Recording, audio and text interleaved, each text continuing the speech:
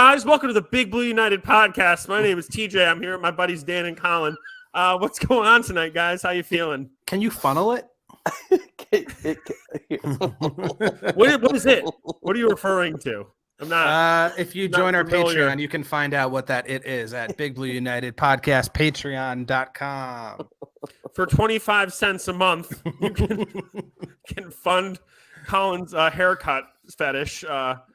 And you'll find out what the joke is that we say before the pod starts every week. You know what? This is a good idea. That's right. What, you release the first 2 minutes of us talking before we start? Do you know what it's like? It's like when the secret songs were before the first song on CDs. Oh yeah, I forgot about that. You rewind backwards, into the negative numbers. Yep. I remember the first time I ever did that was maybe a Less Than Jake album. Losing Streak had it, if I remember correctly. I think Transistor from 311 had it. What's the first one that comes to your head when you think of the secret song? Because I think we should all have the Green same Day, one. All by Dookie. Myself. Yeah. Oh yeah, that's the number one of all time. Absolutely. I didn't really understand what that song was about when I was 9 years old the first time I heard it, but figured it out. But if you go to Green Day's Patreon, that's how you'll find out. That's how you found out. You know who sang that song? Trey Cool. Yeah, Trey Cool. Yep. So, who says you don't learn anything on this podcast? Yeah. We had a game last night. Who had a game? Green Day? Did Green Day play the Offspring? Sunday Night Football? No, the football team that we have this podcast about. Leeds? Oh, the Giants. Yeah. Oh, yeah. So do you want me to do that thing I do? Okay. Sorry. Are you leading us into the pod? That's usually it's called a segue in the biz, TJ. All right. Well, follow Big Blue United on Facebook, Twitter, Instagram. You can follow us on Twitter, BBU Pod Boys with a Z. Follow our gracious podcast network, the Pigskin Podnet, at the Pigskin Podnet on Twitter. Download the DraftKings app. Use promo code TPPN. Get into that Rainmakers NFT thing we got going on right now, which looks fun and cool. And our other sponsor today is Cafeina. Cafeina? Yeah. We got it right here, which is with a water infused with caffeine and electrolytes. Replaces your coffee and your hydration in the morning. It comes in the original, plus it has a bunch of other flavors. I have the original one here, and just tastes like water to me, which is great because I'm not into big flavors or anything like that in my water. You guys have the mango, Colin? How you feeling? Colin and I are both mango guys. So mango guys. We are mango guys tonight. I like it because it a lot of these kind of drinks that are similar to this have an overpowering flavor to it. This is this is a sprinkling of some tastiness. And you know what it is for me too is there's no lingering aftertaste. Sometimes you have these drinks that are energy drinks or something like that, and that taste just sort of sits in the back of your that mouth. Electrolyte taste. Yeah. This nice and clean. Very, very much enjoy it. Very fresh. Very mango-y. If you like mango, a fellow mango guy or gal. I have a big and they have I have black cherry in my case. I have what I got, apple in my case here. Yeah. Mango. All right, they got a whole bunch of flavors, guys. Check out Cafeina.com. For those not watching on YouTube, Cafeina.com.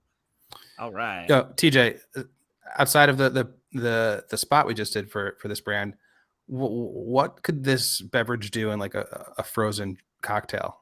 Well, I don't a frozen cocktail to me, maybe not, but in my mind, this is just the ultimate hangover cure here. True. Because it's has your electrolytes from Gatorade, your caffeine to wake you up. So it's you don't need a Gatorade and a coffee. Good point. I was trying to think of a poor man's loco or something like that. Poor man's Four Loco. One year I wanted. Or rich man's loco. When hard seltzer became really popular, I wanted to make frozen White Claw. Yeah, I remember. But it wasn't. It just was hard to do in a frozen machine because there's a certain amount of sugar that has to go into it, and it was just a little too sweet. Didn't really make a lot of sense in the context of what hard seltzer is supposed to be. Yeah. Mm-hmm. Yeah. The classic tradition of hard seltzer. Classic, yeah. You just fill it from sugar until it has no sugar in it. Well, how many years we got now? Was it are we on 4 of hard seltzers being a big thing? I don't know how long it's been, but I'm still kind of dumbfounded by the whole thing because when those came out, I was just like, yeah, people will buy them at the bodega, whatever, but they'll never be in a bar because people will just get vodka soda. And couldn't have been more wrong. Yeah. Could not have been more wrong. It's just so we easy. have we got the Topo Chicos at work, which are good. Oh, I like those. I like the 2 Robbers. Yeah.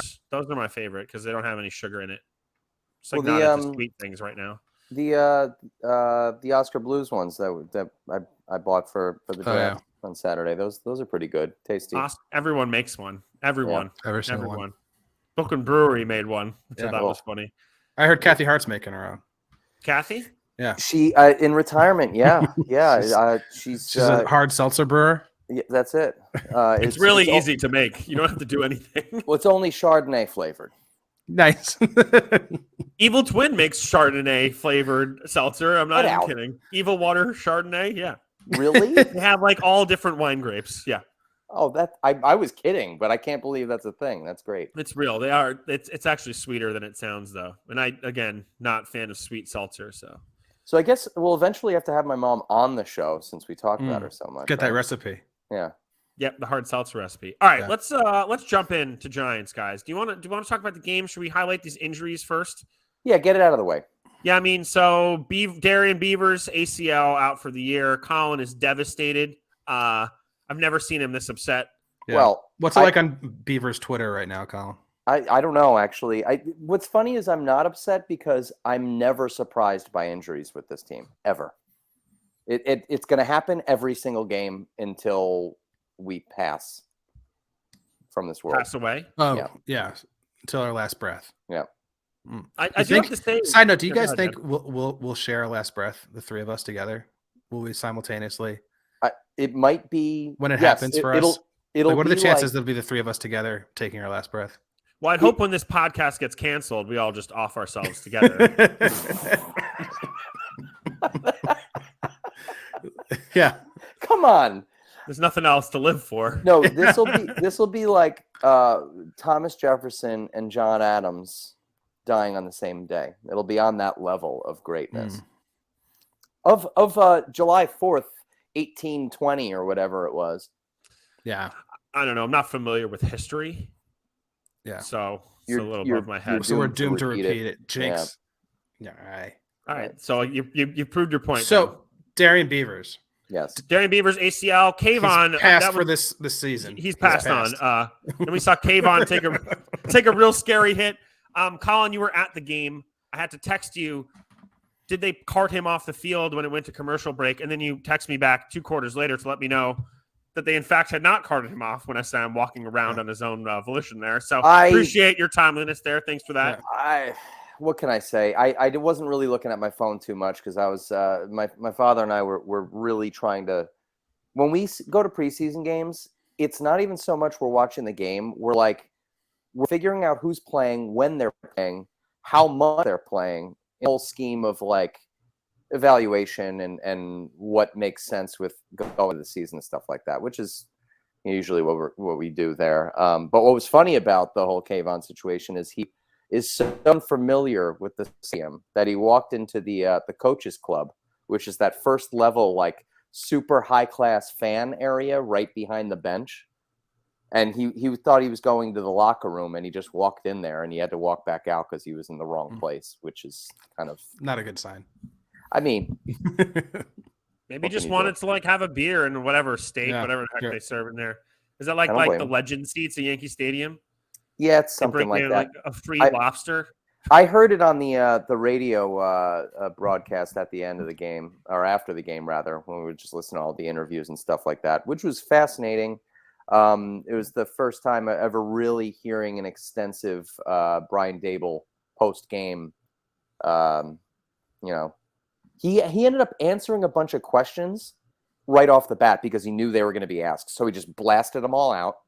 And then the questions had to be like actual good questions after that, which was like, all right, this guy, he's bright. But back to the injuries anyway. Yeah, I really wanted to see Beavers play a lot. He's not been starting, but I think he's been showing a lot. So that's kind of a bummer. My dad is convinced CJ Board is off the team. He's gone. the last you saw of him was this game.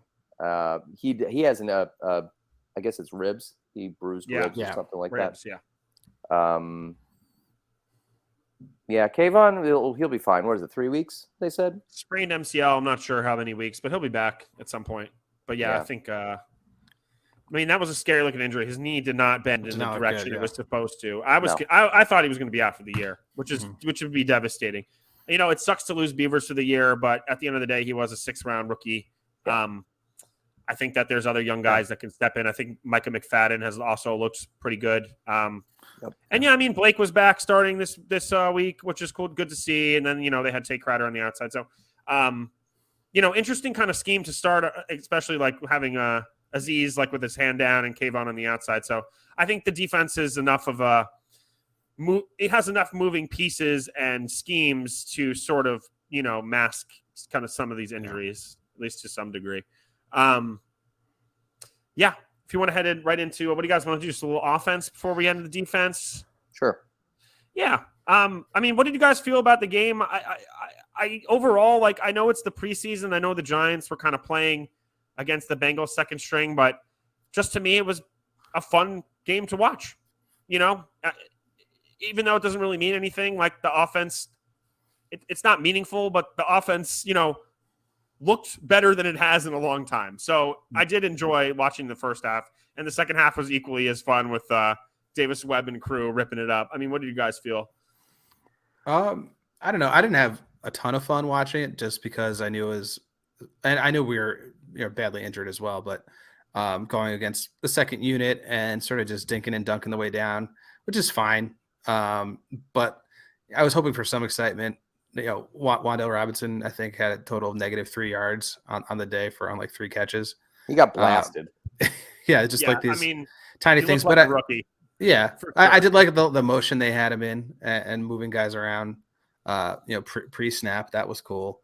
But this whole thing with Daniel Jones, we're sort of hoping for, a sign that he's legit or gonna be, a different player this year. And so far, I have no reason to believe. Everyone's saying he was sharp, but I don't think he was doing anything, too impressive yet again. So, I'm hopeful that we're saving stuff for the regular season and going to be able to surprise people then. But right now, it's sort of just 50-50 even feeling for me. I'm not too thrilled. My dad and I thought it was, at least being there live, I think added to it, but it was maybe the most entertaining preseason game we've seen them play in a long time. Just in terms of like, it wasn't drivel to the end. It was actually exciting to the end. Like just winning, even though it doesn't mean anything, was cool. Obviously, the individual performances here and there, a lot was left to be desired, but some was really interesting. And I think one of the more fascinating things, especially with the offense, is the amount of possible wide receiver depth that we have. Dable said it himself today that the likes of Sills and Bachman are not playing to be on the team. They're playing to play. Yes, Colin Johnson. Colin Johnson. He did actually say it about Sills too. Oh yeah. By the way, I feel like about Bachman. I didn't mention that. I thought he was just referring to Sills. Either way, that was a short snippet out of a longer conversation. Okay. I think we have to go with Colin with 2 L's as the definitive spelling of that name. If Colin Johnson keeps playing, keep playing now. Oh yeah, no. No. Not at all. I mean, that's the only thing that he's been playing his butt off. I'm happy about that. That's one thing you've not really seen from us going back a while. I mean, what was it? Victor Cruz was the one guy who was on the lower end of the roster who actually blew up a little bit in terms of having a good performance against second and third stringers. We have multiple guys doing that. We didn't even have that the last couple of years. So I want to lean into the positive that it looks like they're building on something. I'm seeing pockets for the quarterbacks for the first time in forever. And that's even going back with the second or third stringers. and guys who are literally off the plane. And Roy, what's his name from Nigeria, did second game he ever played. yeah, he's been wearing pads, Dable Yeah. said in the press conference, for about 6 weeks. It's insane. Yeah. It's great.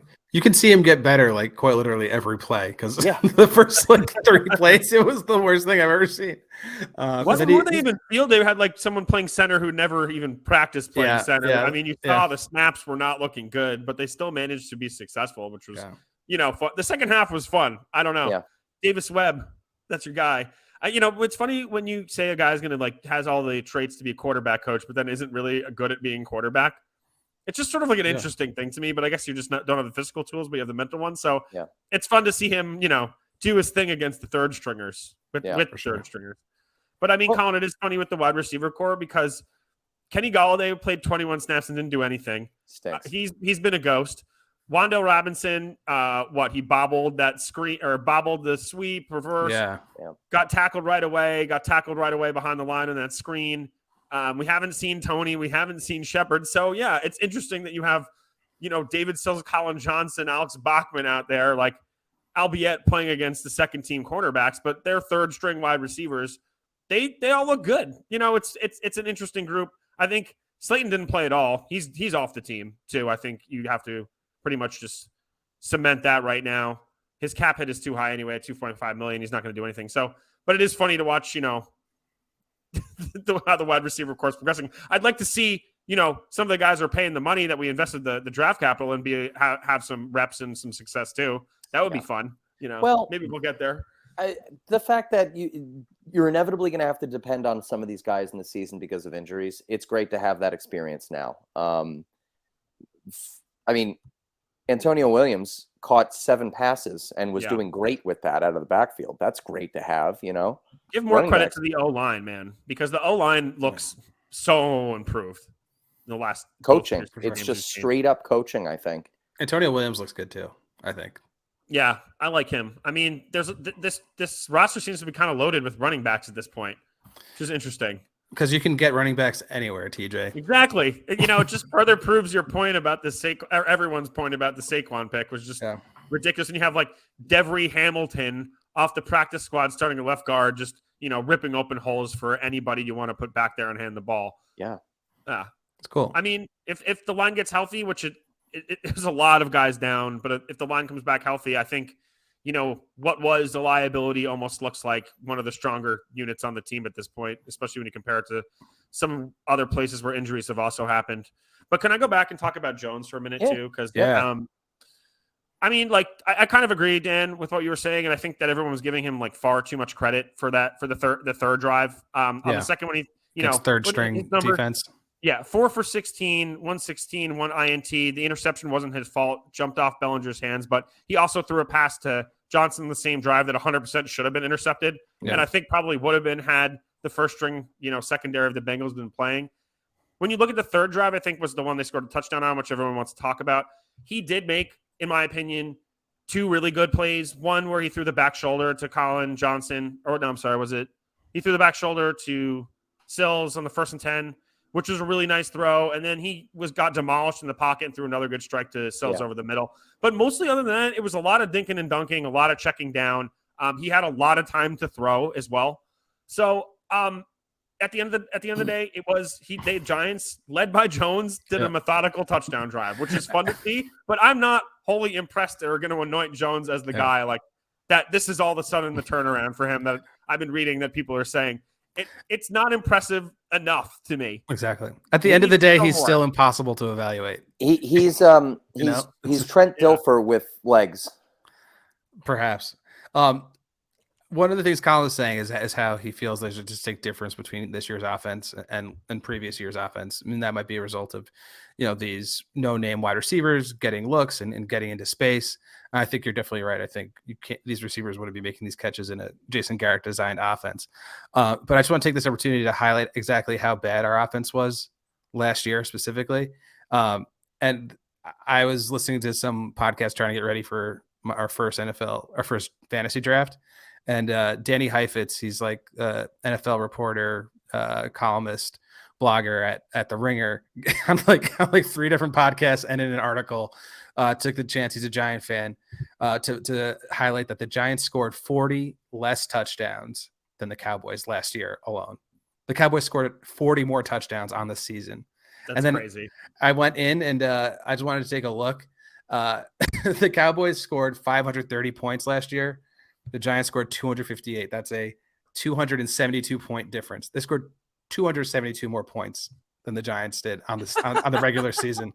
That's not good. That's what I'm saying, though. Like, even though this game was meaningless preseason, right, game, relatively, fun to watch because the offense actually did something. They actually competence, scored some points. There were some cool throws. There were some fun plays.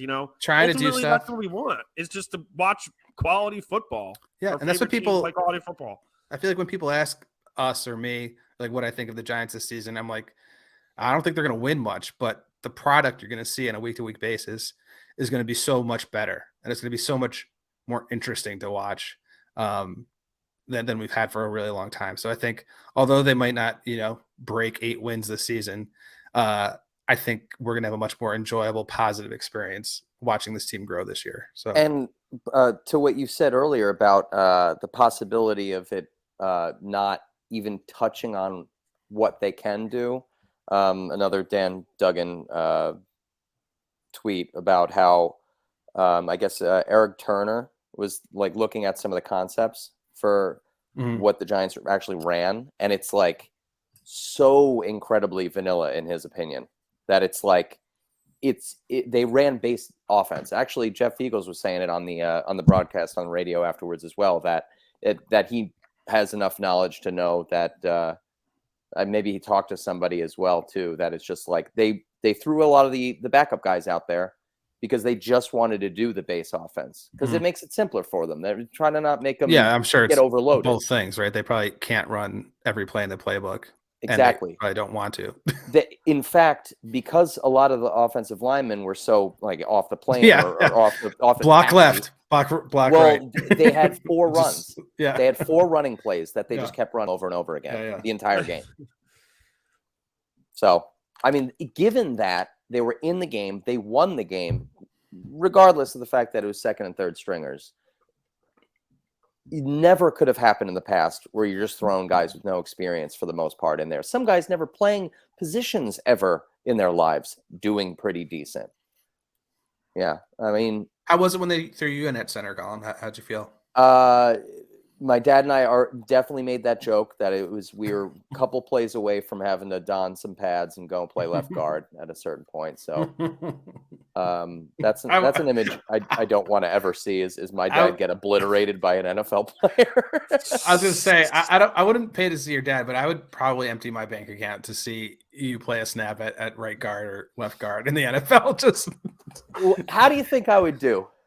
It'd be like when there's like the summertime on the lake and there's that huge blob that they put on and they have the huge fat guy jump off and launch someone. Yeah. You'd be like that little tiny 10-year-old that gets launched off the blob. Like the ball snaps and you're just like in the stands. You're just like launched.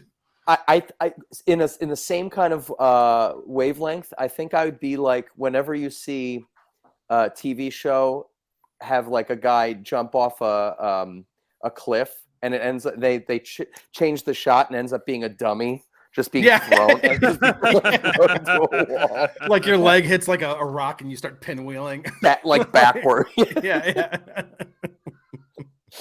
Or no, never mind. Don't. Yeah, I was thinking about what if I just start punching at things and punch some helmets so you break your hand and then you won't have to go back in the game. Yeah. I feel like you would probably be dead. I might die. If you're playing the Rams and you're going up against Aaron Donald, like I would probably just like commit suicide before that would happen. So that's 2 references to that in this episode. I think that's enough. What? Suicide. Oh, what was the first? You don't even. We move on. All right. Whatever. Relax. I think the days of us feeling as football fans to proverbially want to do that are going to be lessened, at least in the short term, regardless of wins or losses. So I'm happy about that. However, I do have to bring up, did anyone see Nicky Snacks's, he had a notebook of his thoughts of the entire game. He is somehow by far more negative than we are, and it's like the funniest thing. It is so great. So check that out. I think that's him getting in like his safe space. He needs to create a lot of negativity around him so that he doesn't have any expectations. We know that feeling. Yeah. That's just like neutral state as a Giants fan. At least it should be, unless you're like one of those people who, goes on Twitter and no matter what happens, the Giants are going to win the Super Bowl every year. It's our year. I can't be like that. That's like a Cowboys fan does that. Says it's our year every year. Patriots. It's almost more so the people that are so blinded to the reality that they live in their own. Yeah, a real Giants fan beats themselves down into submission so that when there's any sort of positivity, you sort of just like crack a small smile, but know deep down that it doesn't really mean anything. Yeah. I also dislike those fans that are like, well, you never know. Crazy things have happened. And it's like, no, I know. This team is not good enough. No, I know. To compete with the top 12 teams in this league. I know. I think one other thing I saw written about on a number of places, I think Dan Duggan as well, talking about the decision-making, like in-game management of Dable and calling timeouts. And TJ, were you going to talk about that? No. Oh, okay. You're going to smirk like I'm stomping on your next point. Just showing a value of like analytics and the numbers and how they're going to approach certain situational moments in the game, like when they went for it in the first quarter on around 41 to end up getting a first down with a running play. And other like timeouts they called towards the end of the game. What was the cowardice index on that? Do we know? I mean, it was not cowardice at all, man. It was exactly. That's what I'm saying. Not like Joe Judge was number one on that stat every week. I think clearly playing for field position is. I mean, you're going to lose anyway. Just maybe don't play for field position. We're playing to set up the punt. Yeah, then we'll pin them with our bottom 5 defense. I love our punter though. Well, Wan'Dale Robinson, he's great. The Scottish Hammer is on another level, and I think hair. he's what? He's got great hair. Yeah, well, and he's got long stockings. Yeah, and he also can kick field goals when Gano gets a concussion, so that's always good. I think that's the future, by the way. Punter / kicker, and get an extra roster spot for someone else. Yeah. Well, I mean, just touching on that was the first time that Julian Love ever held a field goal ever. Yeah. I was going to say, then you have Romo holding the field goal, and then you don't get to make the playoffs. Thankfully, you should just you need your kicker, you need your punter in there holding for you. Oh. It takes a punter to hold a football properly, huh? Yeah. None of these receivers can catch a snap. Absolutely not. Yeah, absolutely not. Makes no sense. You can have Kenny Galladay back there. He's just gonna he'll forget. He's gonna be on his phone texting while the snap's going off. Whatever. Is he gonna try at all? Doesn't seem that way. I mean, you might as well at this point just collect that check and then leave. Yeah. I doubt he'll be on the team by the end of the year, but we'll see what happens. I mean, I don't know. Like, it's just weird to me that they didn't want to throw him the ball at all that game. Not even he was on the field. They just didn't throw him the ball. I don't know what indication that is in the future. And you're throwing it to guys who are 6th, 7th wide receivers if they do make this team. Yeah. I mean, when Alex Bachman is on fire, you got to keep feeding him. You can't feed the hot hand, man. He even had a special teams tackle. Yeah, it was a good one too. I mean, Davis Webb should probably be the starting quarterback, right? He put on a clinic against the Bengals. 8 to 10 guys are going to be cut from the Bengals next week. Not for nothing. The Bengals' penalty problems were awful. Oh, yeah. Their depth is not very good.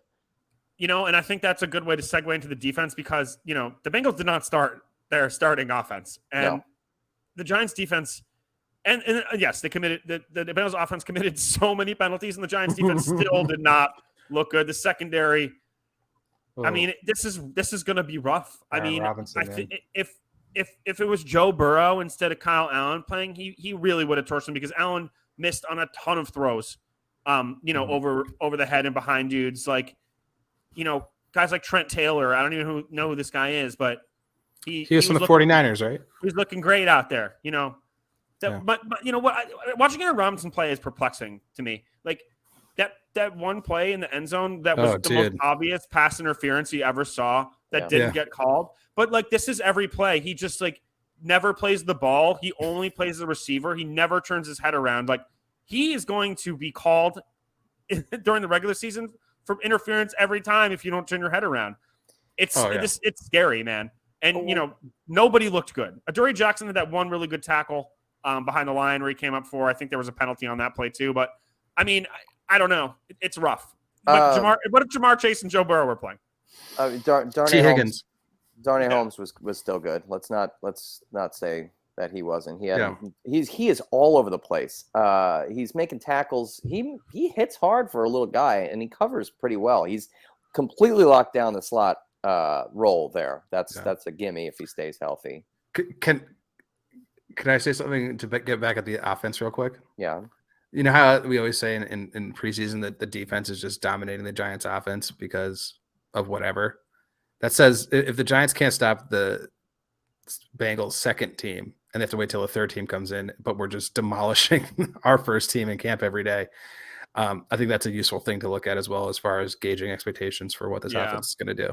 I mean, the injuries are there too. You don't have some key guys playing on defense as well, but injuries happen. So it's just something you have to, account for. At least we saw Aziz come back and, he looked like he was getting some pressure, which was cool. I think the Giants really need to step up their pass rush because the secondary is not anywhere close where it needs to be. I don't know if we even have seen anything out of McKinney so far. The sample size is small, obviously, but I think Adriana last week, made a point that everyone is expecting a lot out of him and kind of see nothing sort of happen with him. The last two preseason games is a little troubling, but we'll see what happens. I'm not obviously putting a nail in a coffin or anything like that, but the defense needs some work, it would appear, which is different for us from the last few years.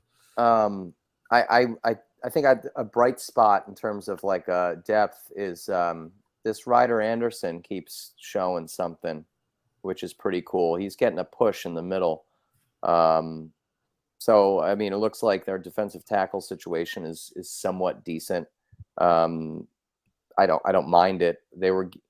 The edges is what needs to be stepped up a little bit. I think we were going to give Kayvon another game to he's not really, I mean, he's not going to for a couple of weeks now, but he wasn't really doing anything yet. Not that I was worried about it, but it was just like there was nothing so far. I mean, he's a rookie. Like you got to give these guys time. We didn't mention how they mentioned or what Bleacher Report or whatever it was said Evan Neal was the most disappointing pick in the draft. It's like give these guys a break. It's two preseason games into your first year. How you're even trying to make this list right now is bizarre. Yeah, just like it'll click. Andrew Thomas struggled. I have a lot of high hopes for Evan Neal, and everybody does, and I just think kind of labeling him already as disappointing is bizarre at best. Eric Flowers 2.0. Yeah, don't even. Oh, God. No way.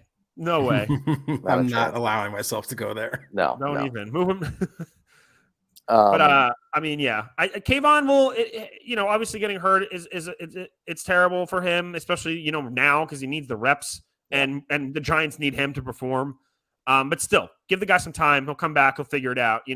I read an interesting statistic where, like, usually if a guy is a rookie and he has like 5 sacks, that is a huge indication that he's going to blow up later on in his career. So if he can, get pressure, get a couple numbers, play a couple games, I think that's going to be positive for him in the future. But we'll see what happens. And let that be a continuation of what Aziz had to do by himself last year. He stays healthy. Just do what you were doing already. You're only getting better. You're only getting smarter. And then by the time Kayvon comes back healthy, then there's going to be some attention over there, and then they'll both be able to eat a little. Yeah, I think you also have to remember Leonard Williams hasn't played too. And, he's going to be as much, flack as, we like to give Leonard Williams. It does make an impact on the line, whether or not it's actually getting the numbers himself or eating up space for the guy behind him. he is a better player than anyone on that line, and he hasn't played yet, and they've been playing pretty well. So that'll be a good, addition when he comes back to the pass rush and just the front seven in general. I want to just mention the last play of the game, because that tweet that I sent out earlier this morning about the concept of keeping the play in front of you and off the sideline. It's crazy that no one's ever seen that before. Wink Martindale pulling this out, because my dad and I were looking too. It was just like, why are there two guys basically standing on the sidelines opposite each other? And then it clicked. It was like, oh, they're just keeping him in there. Tomon Fox. Yeah, man. And his family was there. I saw that. I saw the tweet of his mom. That's my baby. I love that. Yeah. I love that shit. DJ Davidson's family was somewhat near us. They were very loud. He had a couple of plays here and there, so that was pretty cool. Yeah. I mean, obviously guys making an impact. I don't know whether or not Tomon Fox will make the team. Either way, that was a fun play, and he jacked him up, and it was good to see. Mm-hmm. Should we let's do special teams before we finish up? Absolutely. Very disappointing again. Letting basically de facto touchdown, couple long returns. Had to fumble ourselves. What was that holding? Was that holding penalty that brought back that long return as well? Yeah, Jimenez. Yeah. So I mean, the Giants' special teams is not looking good. Joe Judge is at home drinking a case of Miller Lite, rubbing his palms together, listening to Wagon Wheel and repeating his headphones. The Hootie and the Blowfish version, Darius Rucker version though, not the good one, the Crow, whatever it was, Old Crow Medicine show. Old Crow Medicine version, which is way better. Yeah. Are they going to clean this up, you think, guys, or are we doomed to lose in the third phase of the game? Well, I'm. It's it's not on my mind right now because I can't remember who is our special teams coordinator. Same, Tom McGockany. Well, what's the problem? We've had some decent play in the past. Like, even though our team was horrible, it didn't look this bad, And what I've been reading is lane integrity, Colin. They lack lane integrity. Discipline. They lack discipline. Well, what is that though? Like, where does that come from? Nothing a few laps after practice can fix, in my opinion. Oh, so we're saying... Yeah, did Dable run in a watery pile of grass, and did he do a slide in that yet? No. It didn't inspire confidence in the special teams. Well, after he does that, I'm sure. Yeah, he doesn't have a special teams background as well, which also, inspires confidence in your special team to perform. So, well, I'm really in a rough patch here. Well, then I obviously, if and when... we inevitably move on from Dable and company. We're gonna have to go back to a special teams coordinator. Move on from this life. 3. Yeah, this immortal coil. No, but really, it's a bummer to see. These are, this unit is the unit that's presumably like the starting unit, right? There's no backup special teamers. They're playing every special teams time. So yeah, it's not good. They need to clean this up ASAP because when you're a team that is shaky on offense, shaky on defense to begin with, you can't be giving up stuff like that on special teams. It'll kill you every single time. The Giants have been in so many close games over the years. The last 2 preseason games were close. It looks like, they pulled it out for once or twice. So when it comes to regular season, if you're going to start giving up 70-yard returns and, Graham Gano is going to get a concussion making the tackle, it's not a good place to be. It's not a good place to be. But hey, at least we have a decent punter who, not for nothing, he's been punting pretty damn well too. He had one somewhat, I thought it was a shank, but my dad said he thought he saw someone get a finger on it. I don't know if you guys saw on the broadcast. It was shorter than he was kicking. He was pretty directional prior to that. I'm surprised we haven't like full on embraced this man because he's the personality we need as a punter here. Oh, I've embraced him. I'm just like, I said this last night. I just need him to have a number, like a real number, because I don't get why they just don't give people their real numbers. They don't have enough numbers, I don't think. Wait, what do you mean? Well, there's 85 guys. How many numbers are retired? More than one. Well, I mean, I don't know. I wonder who doesn't have his real number? He does. Well, Wan'Dale Robinson and the punter have the same number. Oh, good point. Huh. As does who else was it? Doss. Doss, yeah. Keelan Doss is number 5, but he's not expected to stick around. So Well, We're going to lose 30 players before now in the start of the season. There's 30 more numbers they can divvy up. Well, either way, yeah, but I've embraced him. You know what? They should give him letters for those guys. They should just like A, B, add a third C, number. D. Let's make up a new number. Going. Thrieve. Thrieve. Yeah. What is that from? It's from Celebrity Jeopardy on SNL. Oh, that's right. Oh, yeah. The number Thrieve. Yes. Anything else tonight, guys?